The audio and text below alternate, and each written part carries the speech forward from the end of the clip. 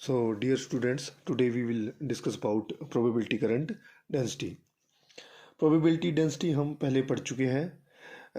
Probability density क्या होता है?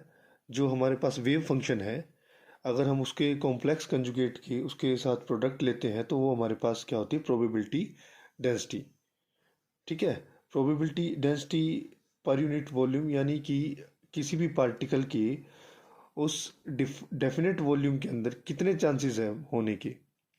ठीक है. तो ये हमारा डिफाइन करता है प्रोबेबिलिटी डेंसिटी. ठीक है. तो प्रोबेबिलिटी करंट डेंसिटी और प्रोबेबिलिटी डेंसिटी हम कर चुके हैं. प्रोबेबिलिटी करंट डेंसिटी क्या होती है, अब यहाँ पर हम इसे पढ़ेंगे. ठीक है. तो प्रोबेबिलिटी करंट डेंसिटी क्या है? करंट का यहाँ पर जो मीनिंग है क्या है कि देखिए, इसको हम इस ग्राफ से समझते हैं कि अगर मान लेते हैं कि ये हमारे पास प्रोबेबिलिटी कर्व है. ठीक है. ये जो प्रोबेबिलिटी कर्व है वो मान लेते हैं टाइम t1 पर, और ये जो प्रोबेबिलिटी कर्व है ये मान लेते हैं टाइम t2 पर, और जो टाइम t2 है it is greater than t1. ठीक है. ये मान लेते हैं कि किसी पोजीशन x1 पर ये हमारे पास जो प्रोबेबिलिटी है वो क्या है? ग्रेटर है किससे? जो प्रोबेबिलिटी है हमारे पास x2 पर. ठीक है. ये दो हमारे पास प्रोबेबिलिटी है, एक तो x1 पर और x2 पर. तो किसी टाइम t1 पर जो x1 की प्रोबेबिलिटी है वो क्या है? Greater than x2. ठीक है. यानी हम क्या डिफाइन करते हैं? साई का जहां पर मैग्नीट्यूड ज़्यादा होगा वहां पर पार्टिकल के होने के चांसेस ज़्यादा होंगे. ठीक है. जहां पर उसका मैग्नीट्यूड कम होगा वहां पर जो पार्टिकल के होने के चांसेस क्या हो जाते हैं? कम हो जाते हैं. ठीक है. यहां पर क्या है? अगर हम t2 टाइम के लिए लें तो हमारे पास क्या है? मान लेते हैं कि नेक्स्ट t2 टाइम पर, यानी जो t1 से ग्रेटर है उस टाइम पर हमारे पास जो x2 पर जो प्रोबेबिलिटी है, x2 पर प्रोबेबिलिटी वो ज़्यादा हो जाती है और x1 पर कम हो जाती है. ठीक है. तो जैसे जैसे टाइम बीत रहा है तो प्रोबेबिलिटी क्या है? फिक्स नहीं है. प्रोबेबिलिटी क्या कर रहा है? प्रोबेबिलिटी का एक तरह से फ्लो हो रहा है यहाँ पर. ठीक है. यानी पहले वो x1 पे ज़्यादा थी, फिर वो x2 पर ज़्यादा होगी. ठीक है. यानी कि प्रोबेबिलिटी का फ्लो हो रहा है किस डायरेक्शन के अंदर? x डायरेक्शन के अंदर. ठीक है. ये हमारे पास x डायरेक्शन है ना, तो x डायरेक्शन के अंदर प्रोबेबिलिटी का एक तरह से फ्लो हो रहा है. ठीक है. तो इसे हम क्या कहते हैं? Probability current density. ठीक है. और इसीलिए ये क्या करता है? इक्वेशन ऑफ कॉन्टिन्यूटी को फॉलो करता है. ठीक है. आई बात समझ में? इसे हम क्या कहते हैं? प्रोबेबिलिटी करंट डेंसिटी, और इसको हम डिफाइन करते हैं जे से. ठीक है. ये हमारे पास क्या है? इक्वेशन ऑफ कॉन्टिन्यूटी को फॉलो करता है. और इक्वेशन ऑफ कॉन्टिन्यूटी क्या होती है भाई?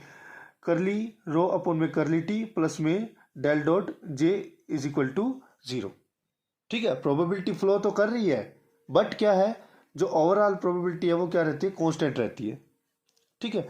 तो इसीलिए ये क्या करता है? इक्वेशन ऑफ कॉन्टिन्यूटी को फॉलो करता है. ठीक है. अब इक्वेशन ऑफ कॉन्टिन्यूटी जो है आपने कई जगह पढ़ी है. एक तो हमारे पास इलेक्ट्रोडायनेमिक्स के अंदर, ठीक है. दूसरा हमारे पास हाइड्रोडायनेमिक्स के अंदर. ठीक है. ये क्या बताती है? जो हमारे पास इलेक्ट्रोडायनेमिक्स के अंदर करोगे तो यहाँ पर रो जो हो जाती है वहाँ पर क्या हो जाती है? चार्ज डेंसिटी, और जे क्या हो जाती है? Current density. ठीक है. तो वो हमारे पास जो इलेक्ट्रोडायनेमिक्स के अंदर क्या है? कंजर्वेशन ऑफ चार्ज के बारे में बताती है. ठीक है.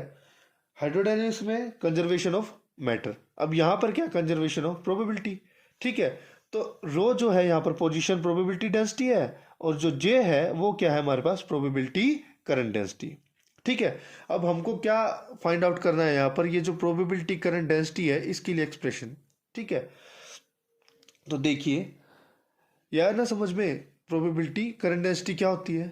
ठीक है. तो अब क्या करेंगे हम? इसके लिए क्या करेंगे? हम लेंगे time dependent Schrodinger wave equation.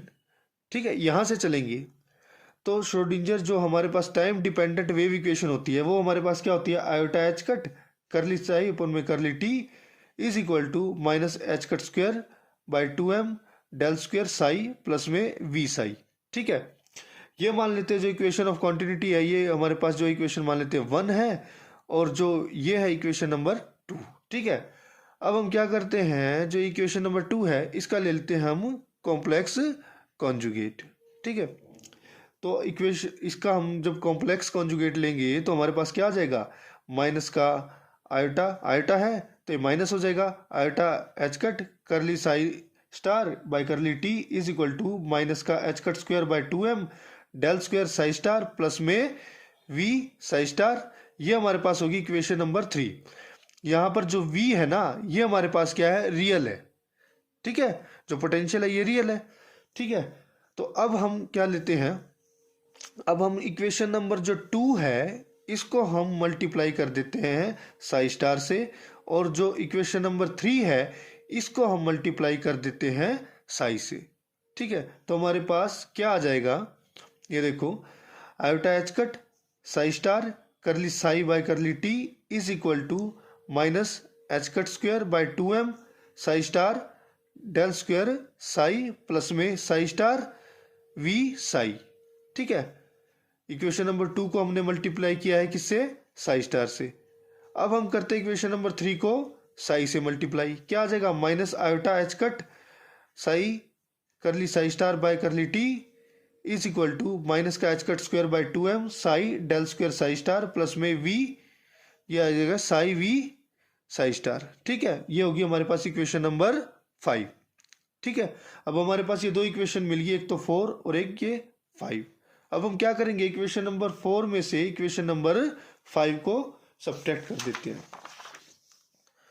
ठीक है। तो अब देखो हमारे पास सब्ट्रैक्शन के बाद क्या मिल जाता है हमको, iota h cut psi star curly psi by curly t psi curly psi star by curly t is equal to minus h cut square by 2m psi star del square psi minus में psi del square psi star, ठीक है। ये क्योंकि यहाँ पर देखो H cut square by 2m जो है ये कॉमन आ जाएगा, देखिए यहाँ से ये कॉमन आ जाएगा, ठीक है। ये हमारे पास आ जाएगा psi star del square psi और माइनस में psi del square psi star, ठीक है। बाकी यहाँ पर आ जाएगा psi star V psi minus में साई वी साई स्टार, ठीक है। अब देखो जो एक प्रॉपर्टी होती है कि साई साई स्टार क्या होता है, equal to psi star psi, ठीक है। तो यहाँ पर ये दोनों टर्म जो है इक्वल एंड अपोजिट है, प्लस नेगेटिव ये हो जाएगी कैंसिल, ठीक है। तो बचा क्या हमारे पास, iota h cut curly by curly t, यहाँ पर ये देखिए, ये हमारे पास ये मान लेते हैं u है, ये v है, ये मान लेते हैं first as it is second का डिफरेंशिएशन प्लस में second as it is first का डिफरेंशिएशन, ठीक है। तो ये हमारे पास क्या आ जाएगा, करली बाय करली टी और ये साई स्टार साई, ठीक है।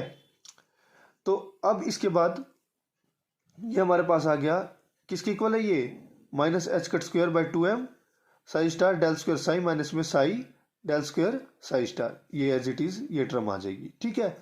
अब यहाँ पर देखो एच कट, यहाँ पर एच कट है, ये एच कट स्क्वायर है, तो एच कट कैन कट जाएगा, यहाँ से क्या बच गया हमारे पास, करली by curly t psi star psi, ठीक है। और आयोटा जो है ये यहाँ पर आ जाएगा, तो minus h cut by 2 iota m और ये आ जाएगा psi star del square psi minus में psi del square psi star, ठीक है। ये हमारे पास मान लेते हैं इक्वेशन नंबर क्या है, 6। अब हम क्या करते हैं, इस इक्वेशन को, इक्वेशन नंबर 6 को हम ऐसे भी लिख सकते हैं भाई, curly by curly t psi star psi is equal to minus का h cut square by 2 iota M del dot psi star del psi minus में साई डेल साई स्टार, ठीक है। अब ये हमारा कैसे आ गया, देखो अब ऐसा है कि जो डेल है ये डिफरेंशियल ऑपरेटर है, तो इसको हम क्या कर, कॉमन तो ले नहीं सकते, डिफरेंशियल ऑपरेटर है, ठीक है। तो ये कैसे आया, इसके लिए हम कंसिडर कर लेते हैं वन डायमेंशन का कोई केस कंसिडर कर लेते हैं, एक डिफरेंशियल ऑपरेटर है डी बाई डी एक्स, ठीक है। तो अब क्या करते हैं, इसको ले लेते हैं। अब हम यहाँ से चलेंगे, ये क्यों आई है इक्वेशन, इक्वेशन नंबर 7 जो है ना, जब इसको सॉल्व करोगे ना तो ये हमारे पास जो इक्वेशन नंबर 6 है यही देगा, ठीक है। कैसे कि अगर हमारे पास कोई डिफरेंशियल ऑपरेटर है, देखो डी बाई डी एक्स, यहाँ ले लेते हैं Sai star D by D x Sai minus में ये ले लेते हैं Sai D by D x Sai star, ठीक है। तो अब हमारे पास क्या आ जाएगा, अगर हम इसको सॉल्व करते हैं तो क्या आ जाएगा, first function as it is psi star, differentiation of the second, यानी कि ये आ जाएगा D by D X, D psi by D X, minus का सॉरी प्लस का, ये हमारे पास आ जाएगा। अब इसके बाद देखिए, first as it is, second का डिफ्रेंशिएशन,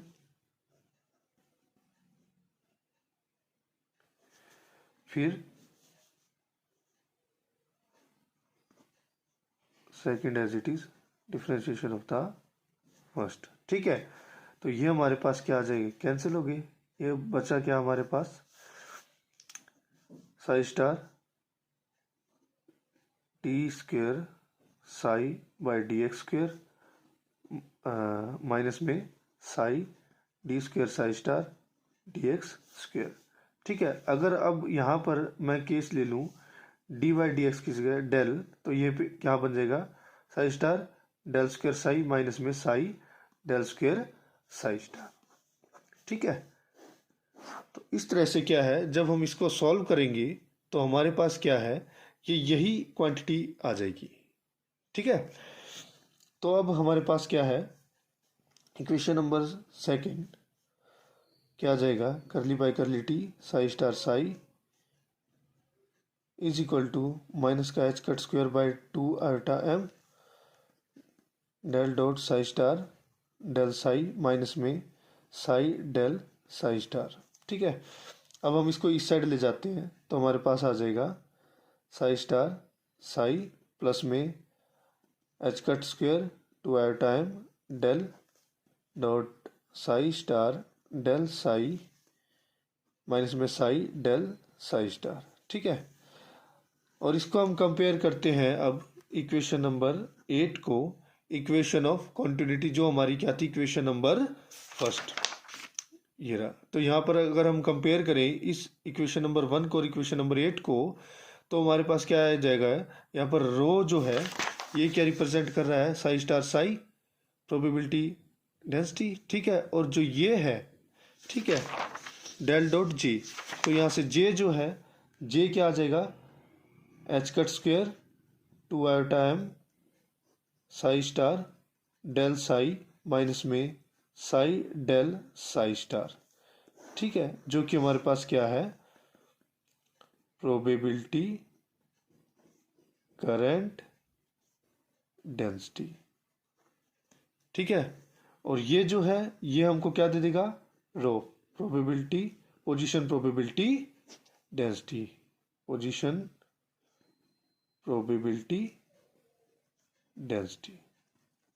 ठीक है, यही हमको फाइंड आउट करना था, प्रोबेबिलिटी करंट डेंसिटी। और देखिए यहाँ पर हमारे पास जो है ये लगाया हुआ है डॉट। ठीक है, इसे हम सभी जानते हैं। ठीक है, डिफरेंशियल ऑपरेटर है। ठीक है, अब हमारे पास कोई भी अगर कोई क्वांटिटी है जो कि कोई वेक्टर है जो कि डिफरेंशिएबल है in a given region of the space. ठीक है, तो हम उसको जो है इस डेल के साथ डॉट लगा के उसको रिप्रेजेंट करते हैं, जिसको हम बोलते हैं डाइवर्जेंस। ये हम सभी पढ़ चुके हैं। तो इसके अंदर क्या है, देखो क्वांटम में हम ये इमेजिन करते हैं कि मान लेते हैं कि ये जो इसके जो डायमेंशन है वो मान लेते हैं इसके साथ मैच करते हैं, और ये जो क्वांटिटी है वो डिफरेंशिएबल है at the given region of the space. So here we can write del dot this. ठीक है,